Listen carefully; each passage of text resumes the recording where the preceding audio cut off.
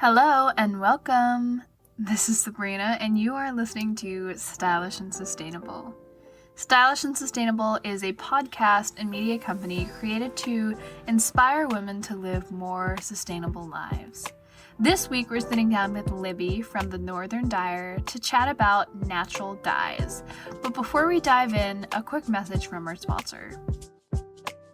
This week's sponsor is Essentially Canine. Essentially Canine is a 100% natural, toxin-free dog body care product line. Essentially Canine was created to inspire pet owners to apply their toxin-free lifestyle and zero-waste mindsets to the lives of their pets.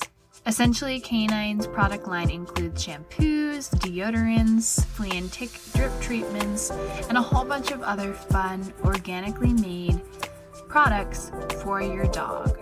Check them out at www.essentiallycanine.com and grab some fantastic earth-friendly toxin-free products for your pup.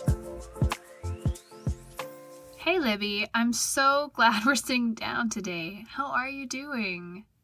I am doing well. I am sitting in my pine cupboard, I guess, with a little flashlight in a very carpeted room with lots of my old clothes in it. So it's feeling good. Yep, I totally get that. Sitting here in my closet too. The sound quality though. But sitting in closets aside, let's dive in. My first question for you is just how would you explain natural dyeing to someone who has never heard of it before? Natural dyeing is the process of, I guess you could say, like coaxing color out of different plants or food waste, or sometimes it can be mushrooms, things from our natural environment that can be light fast and stay on our textiles and clothing, or sometimes wood. So, all of the plants that you use for dyeing, are they also all edible as well? Great question. I like to use, I guess my answer is twofold. So I have a background in organic farming and permaculture, rooted really in the region that I live in, which is the upper Midwest, Minnesota, by the Mississippi River and Lake Superior. And I like to use things that really are coming from the space that I live. So things that grow here wildly and also that we can cultivate here. So that could be cold climate indigo, different like tansies, sumac, things that are wild that are from this region. And then the other part is things that are food waste or things that we kind of have in abundance or excess. So I like to think of the example of avocados. While they definitely do not grow in Minnesota where I live, we have lots of them. People eat them all the time at barbecues, for guacamole. So there's lots of excess pits. And pits, miraculously enough, have an amazing pink color for dye. So it just feels like a really great symbiotic relationship between food waste and natural dye, because obviously we don't eat the pits of avocados. We eat the green part. So it's both food waste and also things that are regional here in Minnesota. I definitely want to circle back later and focus on dyeing with food waste, like you mentioned. But first, I want to learn about how you got into natural dyeing to begin with. Yeah, so when I was 16, I had a really cool opportunity to intern apprentice for these really amazing artists based in Minneapolis that had a focus in paper making for the book arts. And they are these really cool women. They still have this studio today. It's called Cave Paper. And it's called Cave Paper because they were in an old warehouse in the basement. So you kind of go down these old creaky steps into the depths of this basement that, in a warehouse that's 150 years old probably. And they still do. They make paper out of flax, and also they dye the paper with indigo and black walnuts. And so I was kind of just totally awestruck by it, and sort of this like alchemy of them over these pots, and stirring up the indigo and having to beat all this flax up and these kind of incredible colors. So I think that that experience at such a young age got me thinking about, oh wow, how can you derive color from natural things in the world? Particularly, they had a whole room dedicated to black walnuts where they just had them on a tarp and on the ground covered up so that they could properly kind of decompose. So they would take the green black walnuts and then cover them in a tarp until they become brown and they could use them for dye. So it was a very kind of magical experience. And so I went on to study paper making in undergrad and focus more on plant dyes there. And then right out of undergrad, I worked on an organic farm and uh, incubator project for emerging farmers. And I wanted to kind of try my own hand at growing indigo and, seeing if we could source these things locally, since at Cave Paper, it wasn't necessarily always sourced locally. So I quickly learned that paper making didn't have to be kind of the be all end all for me, and I could expand into the dye part more and textiles. And now I focus in more fabric and fiber, and I don't do paper making really very much anymore, although I would always love to. That is such an interesting story, and I think it really speaks to the power of finding something that interests you and diving into it and making it a earth-friendly, planet-friendly, and I think sounds like a more personally sustainable ordeal for yourself. And so exciting to start at a place that's local and to stay local with the local mindset. Just a side note, I lived in the St. Paul, Minneapolis area for a year, and I can totally envision just about probably in the warehouse district in Minneapolis where that might be. That sounds like such an amazing experience. So I think an important side note and a conversation that I'm excited to have with you is about the difference between natural dyeing and conventional dyes. You mentioned the idea of letting walnuts, or black walnuts rather, I believe you said, decompose and using the indigo powder, and how those are very natural ingredients. There are some obviously chemical things going on in the breakdown and the different physical breakdown of the properties. But I think it's an interesting conversation, and I would love to hear your viewpoint on just the effects of conventional dyes versus natural dyes on the planet and people, and also just kind of what the major difference is.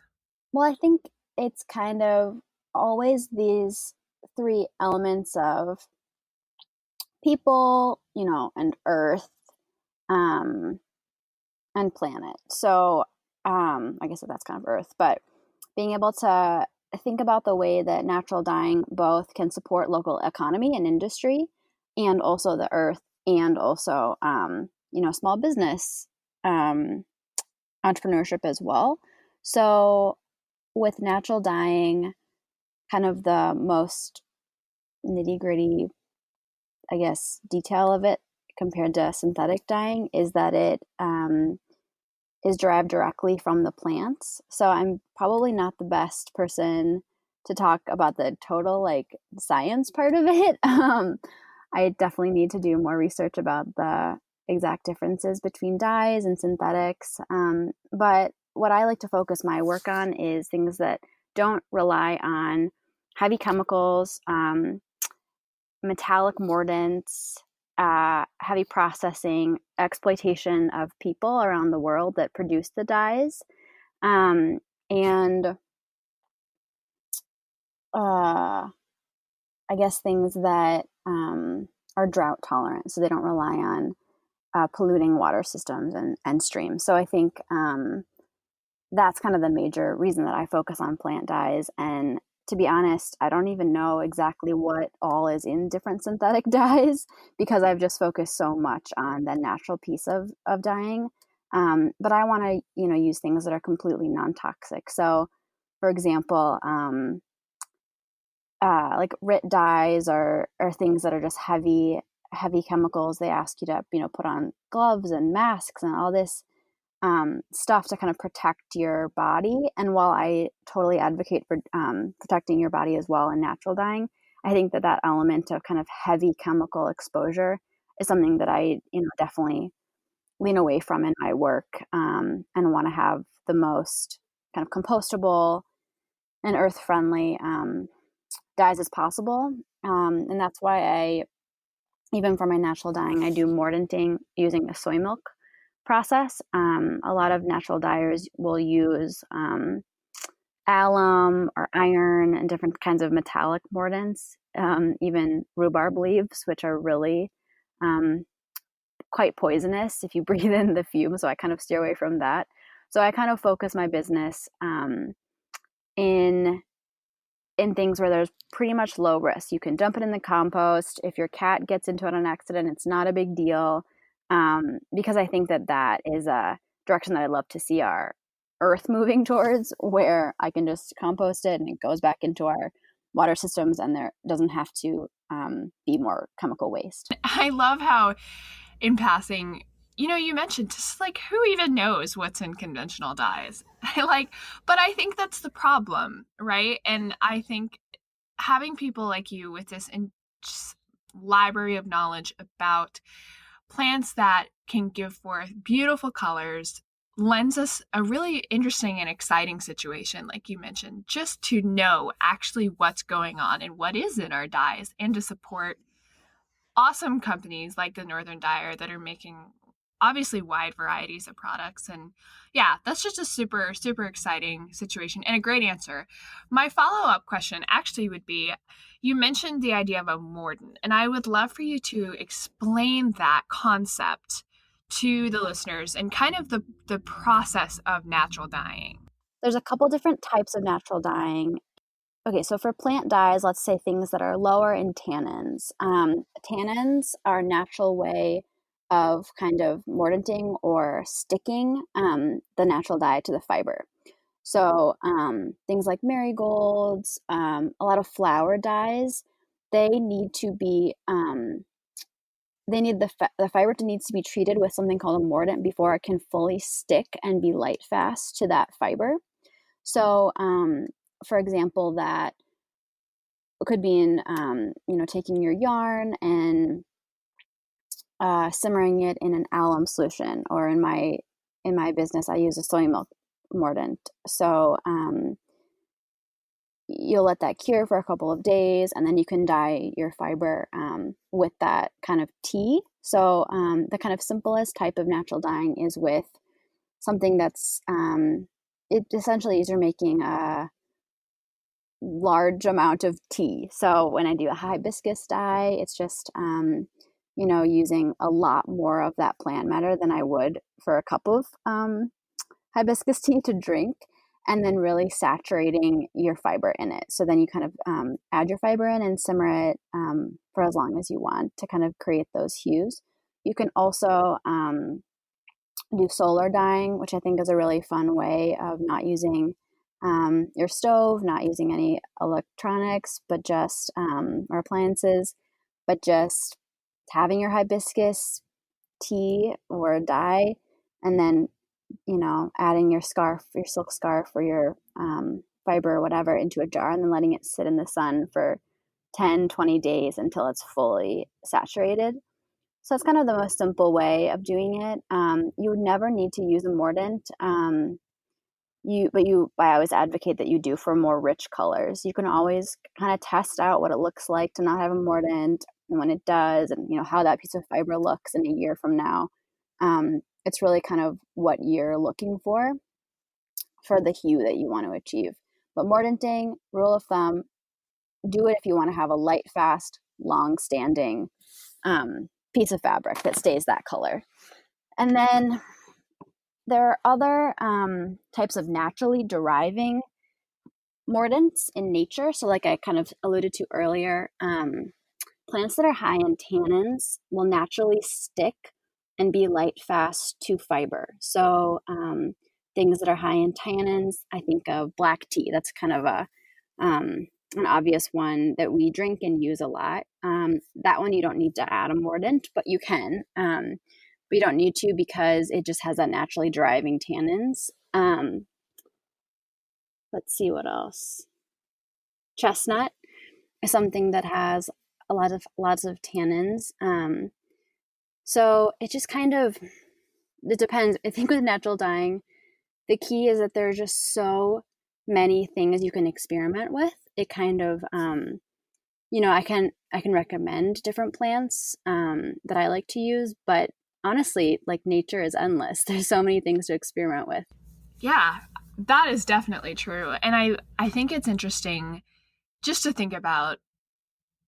There is so much, even that you just mentioned in the last couple of seconds, about tannins and the different plants that have like natural sticking properties. I'm speaking from a place of just insane ignorance. Yeah. But just knowing those things and the difference between different plants is really interesting and intriguing, and that there would be even a wide variety of local specimen able to provide you different colors is so exciting. It would be interesting even just to do a dye class focusing on the different shades of pink from different regions of the country that are naturally occurring. I could totally probably nerd out about that. That would be fun. So, coming from a textile point of view, I would just love to pick your brain about what fibers work best with natural dyes. So this kind of comes from a story that I think natural dyeing is a really exciting tool and a really exciting hobby, but I think a lot of people would look at it and just think that it would be just that. When in reality, I think it's a great way to upcycle clothes. Like I had this white t-shirt that I had gotten some sort of weird pinkish stain on, and I think it was from cooking or something like that. And I wanted to keep it, but it was not working as a white t-shirt anymore. So in my place of just assuming what would work, I stuck it in some beet water that I had boiled beets in for several hours and then simmered it on low for several more hours. But it did end up turning sort of pink. But I guess the moral of the story is that I now wear that t-shirt all the time, and it's like a very dusky rose color. But my question would be, the t-shirt that I used was an organic cotton, but in the short amount of research I did, there's a lot of people saying that some fibers work better than others when dyeing. So I guess my question is, what fibers have you found work best with natural dyes? And if someone was to come forward with a piece of clothing that was stained and they were hoping to dye and cover it and find new life for it, what would be the best materials to be working with ideally? Mm-hmm. So always 100% natural fibers. Things that have any drop of synthetic fiber in them won't dye. So it's a great way to, it's really sad when you find that out for something that you're dyeing, but it's also a great way to figure out if it's 100% or not. Just drop it in a dye bath, and if it comes back white, you'll know that it has a drop of something synthetic in there. I think that using animal fibers is always a little bit easier. They are able to kind of receive dyes more richly in a way that plant fibers can't. So wool, yarn is a great place to start, wool sweaters, and then also silk. So silk is just so lovely and wonderful. It just receives the dye in really gorgeous ways. So I definitely would recommend that. And then using plants or food waste that are substantive. So substantive is a way of talking about plants that produce naturally occurring tannins. So avocado stones is a great example of that. Avocado stones have naturally occurring tannins, and they make a great like blush rose colored hue. So just simmering up 5 avocado stones for a half pound of fiber is a really great place to start. And I usually use a rule of thumb of a 1-to-1 ratio. So if you have a half a pound of fiber, you'd want to have a half a pound of natural dye material to kind of produce as much dye as you can. If you want to have really super rich tones, you can do a 2-to-1. So 1 pound of fiber to 2 pounds of the natural dye plant. Definitely in that situation. Sounds like probably could have totally used avocado stones. Yes. In the future. I get that question a lot at workshops. People want to use berries or just like you're saying, beets. And I really don't recommend them. as dye plant or as a natural dye, if you have things like avocados, because they're just not that light fast and they don't have naturally occurring tannins. And avocado stones produce just as rich of a pink. I will say that if you have like abundance or extra of things like berries, you can play around with it. But in general, since berries are so expensive, I guess beets aren't quite as expensive. I would just prefer to eat them, you know. So I have a friend that has an elderberry farm, and that's a great relationship because they can only sell the elderberries that are on the trees as opposed to the ones that have dropped. So being able to use the dropped elderberries on the ground is really cool for natural dyeing because they do have some naturally occurring tannins in them, where usually I think most of us would consider elderberries pretty precious. It's cool when there's an abundance occurring. Oh yeah, what an interesting relation to just to begin with. Elderberries are such a fascinating fruit, just medicinally, and but we won't go into that. So that actually leads to my next question, which what are some of your favorite plant dyes to work with? And I'm interested to hear this because I totally went into this thinking that some of the more common things that you would think of as staining, like beets or berries or something like that, would be dye worthy. But this is really interesting to learn that it's counterintuitive in some respects. Yeah, so kind of the semantics, if you will, of natural dyeing is different than staining or printing. So I play around with eco printing or kind of pounding plants where you can really coax out that color by making an imprint of like a geranium flower or calendula flower, etc. But if you made a dye bath with that same geranium flower, it wouldn't become that rich pinky red that you would get if you eco like bundled steamed it or printed with it. So it kind of I feel like that word dye can kind of catch me up a little bit because there are two really different ways of approaching kind of coaxing color from plants. So knowing that, I'm really um, definitely into things that are growing each month here in my region. So crabapple blossoms were something that I was very into making prints out of. So again, just like that process of taking the blossoms and bundling them up and steaming them, almost like you would steam broccoli or any kind of vegetable. And then for the dyeing, like making the dye baths, I really love Marigold. It's very cheap and there's lots of it here. You can just grab it from wherever, and it produces a really gorgeous yellow dye. And it's abundant, you know, from April to October. Whereas I really love like Tansy and goldenrod, but those only occur, you know, in like August. So it kind of depends on the season for sure, and then also just what's around. Ah, I love that it's seasonal. Definitely did not expect dyeing to be something that would be seasonal, but now that I think, of course, you're Yeah, harvesting and that's it totally is. yeah, I love that so much. So my follow-up to that actually would be, do you always, because you work with seasonal products, do you dry ever and use, or does it not work like that? Yeah, I was just thinking about that today. I definitely feel that kind of urgency to like collect what's happening right now. So I'm kind of kicking myself for not drying a bunch of crabapple blossoms 3 weeks ago, and now they're gone, of course. So I think it's a balance. I've started working with a local farmer here who she has a flower farm and just an organic veggie farm. And we started out working together because she just had like extra tansy and extra marigold that she could sell me.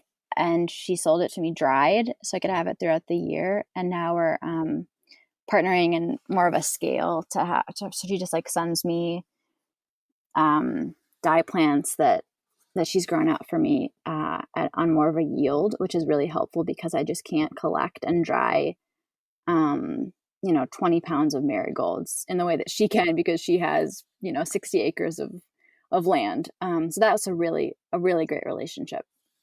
Yeah, something that I think is really interesting, and we talk a lot about just in herbal medicine, is the idea that you could dry something, and that's interesting to know that some of the dye properties are any of them lost when you dry? I think it's not lost, it's just different. So if you're doing, let me think of a good example. It's all, I've been really obsessed with that kind of bundle dyeing and plant pounding the last month, because there is such an abundance of plants right now. It's just fun to go on a nature walk and grab things and play with them. And that's a little bit more forgiving. And you really can only do that with fresh plants. So I'm really, trying to do it a lot right now, because I know that I can't do it in January, but I can, make a bunch of marigold dye in January because I have this partnership with this farmer. I would say really delicate flowers like pansies, geraniums, they just don't translate. It's just kind of only when they're fresh does it work. But most other things do pretty well dried, actually. I order a lot from Rosemont or Rose Mountain herbal. Yeah, Rose Mountain. Yeah, for things that don't grow here. So like eucalyptus, hibiscus, because I like supporting them. I think they have really good quality products. Yeah, I love them. That's really interesting. So then, obviously, you've kind of told a little bit of a story about how you collect from different places, and some of it's locally sourced and so on and so forth. But would you say that the majority of the natural fiber that you're using, or the natural material, I should say, for your dyeing is wild harvest, or is it mostly things that are intentionally being cultivated organically in your region? Or is it a combination of both? What would you say? It's definitely both. So my business is, I would say, one part product and one part workshops. So for workshops, this time of year, we do a lot of kind of more creative exploration type of natural dye workshops. So people will bring things from their compost, from their gardens, from their friend, whatever, that could be good for dye. And of course, I'll supply them with a long list of things that are substantive in the plants, or that work as natural dye, so they don't just come in with random things. But and then they'll just play and kind of see what works. So that is definitely a little bit more based off the person. And then for my kind of larger projects, it's definitely both wild harvested and foraged, and working with farmers. So I haven't worked with farmers or anyone on black walnut foraging. Then it's just such an intense process to find and store all the black walnuts, because I'm not sure how familiar you are with them. But they are only really abundant in like late August to mid-September here. And you have to really fight tooth and nail with the squirrels to get them. So I really can't rely on foraging for them in the city anymore, just because of the squirrel issue. So I'll have to figure out how to work with more folks in the region to source them, because I mean, a lot of people hate black walnuts, and they're a huge annoyance because they, stain their driveways black, and they want to get rid of them. So I think it's all about kind of good partnerships and taking away what others think is waste and they don't want to use it, that I can use for dye. Perfect transition into my next question. I was drawn to you into sitting down with this discussion primarily because of how often you mentioned just the idea of using waste and turning it into something beautiful, giving something one more life before it hits the compost. So I would just love to hear more about what other types of food scraps, or what situations like that you've been in where it's someone is frustrated with a certain plant and you can go in and gather that, and you're taking the pressure off of that person from removing it from their environment and actually putting it to use. I would love to hear a couple more situations where you've done that, and a little bit more about how you stumbled across just that idea of using waste for dyeing. Yeah. So I would love to focus more of my business on partnering with excess waste, whether it's farmers or whether it's food scraps, because I think that is just a great way of showing sustainability in action. It's kind of a tricky thing for me sometimes because, I'm not a large scale farmer. Like I don't need, 10 million pounds of onion skins. I couldn't possibly process that. But I think like the small steps in that direction kind of show and demonstrate the ways that we can use waste or kind of reframe how we use waste. And also knowing that like keeping things out of the compost isn't necessarily the goal. It's keeping it out of the landfill. And so I think being able to partner with folks before, and this is more food specific, before food is just tossed into the garbage, whether it's the onion scraps or folks that don't have composts in their houses, is a really great way to start it. In terms of like invasive plants, that's also, or invasive and plants that are taking over. One thing for me in my region is buckthorn. So it's really prolific and it really is damaging, but it also can be a great green dye. So while I can't take down all the buckthorn, I think that it is kind of showing and showcasing invasives and kind of a way to work with nature that doesn't necessarily show it as this completely negative thing, but this kind of more in process relationship with the plants that unfortunately are in our region. Another plant would be Tansy. So Tansy, my farmer friend, she just had so much of it and it was taking over her garden, and she just dried it up and sent me, I don't know, 20 pounds of it last December for free. She was like, my husband hates it. Can you take it? And so then I built a Tansy line of different products using Tansy, and I never would have thought to do that.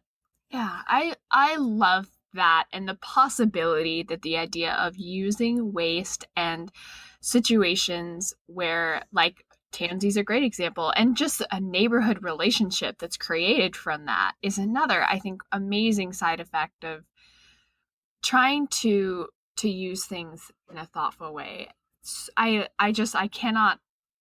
cannot even fathom the potential that would have if so many of these huge, large scale, like you said, you can't use 100 million pounds of onion skins, but somebody that's doing a massive fashion line maybe could, right? Somebody that's doing the textiles that would be cut for something like that. So just, I love that idea, and maybe someday, right?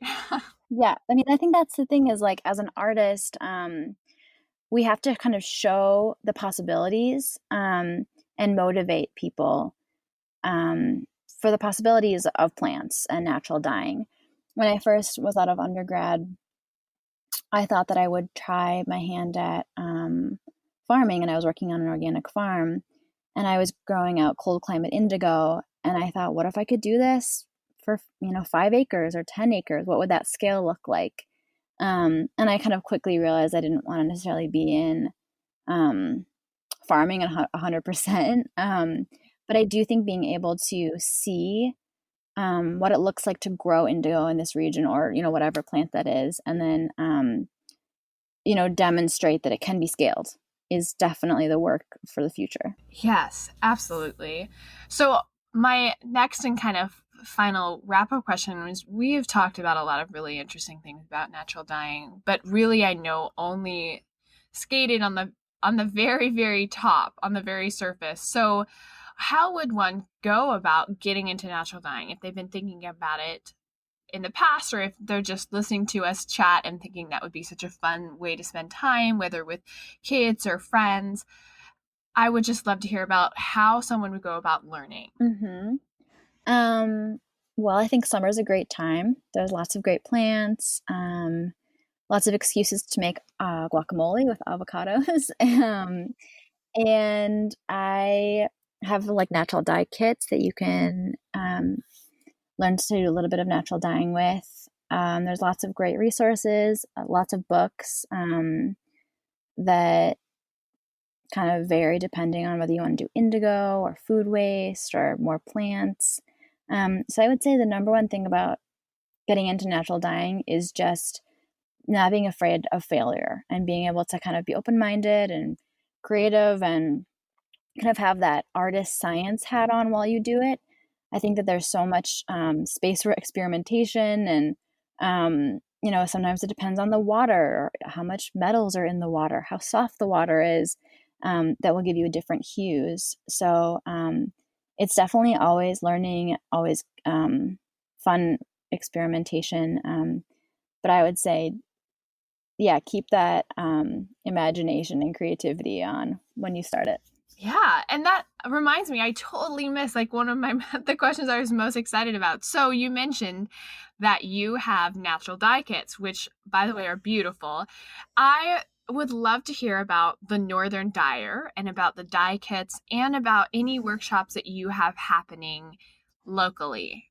Yeah, so I have a number of different natural dye kits. They vary from indigo, kind of try your hand at making an organic indigo vat using the 1-2-3 method. It's like a sugar fructose vat that I really love.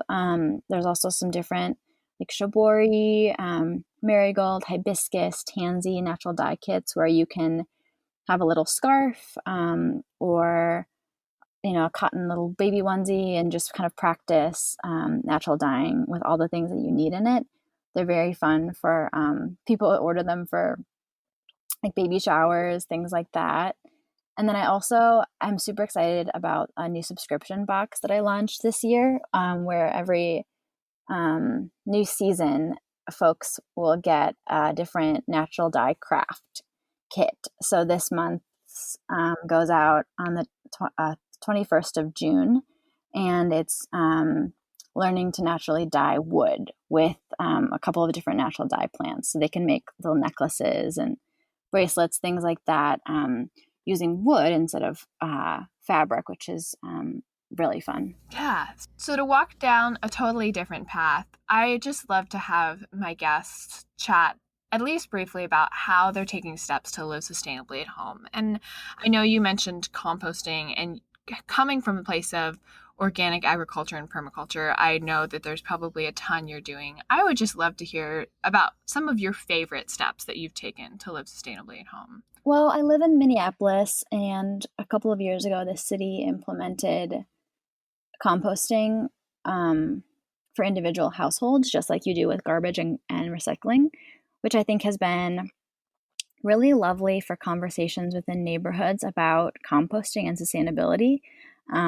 It's just been super cool to have such a visibility. Like when you walk down alleys, you just see like there's little green compost. So that's a great way to just get people started thinking about sustainability. And I have a background in permaculture, and a lot of the work that I've done there is about meeting people where they're at too. So I will say that there are so many ways you can live sustainably, and I think that the best way is what works with your life. So not kind of putting so much pressure on every single thing to be like the most zero waste, the most compostable is a great place for me mentally. I think that it's always a process of using more waste, recycling, not using synthetic dyes. And for me, I really like, just going through my wardrobe and thinking, okay, what can I mend up or continue to use, or what can I give away? So I definitely think that it's a learning process for me. But a lot of my work on sustainability right now is pretty focused on natural dyeing. Yeah, but all opportunities for conversation, and I love that you mentioned that, just using them as stepping stones. Just, again, lots of great opportunities as well to connect with the local community and to build a community, I guess, of sustainable living. Before we wrap up, I would also love to follow up and just find out, you do a lot of work on trying to stay as natural as possible and utilizing waste. What is the motivation behind all of this, behind living sustainably, behind keeping it natural? What keeps you going when it's frustrating? Because I know there are situations that it probably would be a lot easier to just use a conventional dye, or to not compost, or not work with grimy food waste. What is it that keeps you going? I think that I personally, I've always really thrived in the messy. So, I was a really messy kid, and really like doing messy artwork and messy farm. So like kind of stinky, gross stuff is something that I think is sort of fun. Just to kind of answer that little question. But my motivation behind my work is definitely, it's about showing and demonstrating in community what sustainability can look like in both an ecological and also an economic way.